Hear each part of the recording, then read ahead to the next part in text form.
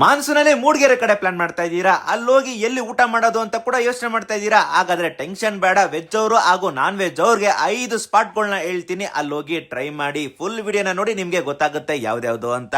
ಆಟ ಅಂದ್ರೆ ಬೇಜಾರು, ಊಟ ಅಂದ್ರೆ ಆಜಾರು. ನಾನೇ ನಿಮ್ಮ ಉಂಡಾಡಿ ಗುಂಡ. ಮೊದಲನೇ ಸ್ಪಾಟ್ ರೇಣುಕಾ ಮೆಸ್ಸು. ಇದು ಶುರು ಮಾಡಿ 30 ವರ್ಷ ಆಗಿದೆ. ಇಲ್ಲಿ 150 ರೂಪಾಯಿಗೆ ಅನ್ಲಿಮಿಟೆಡ್ ಮೀನೂಟ ಸಿಗುತ್ತೆ. ಟೇಸ್ಟ್ ಮಾತ್ರ ಅಲ್ಟಿಮೇಟ್ ಆಗಿರುತ್ತೆ.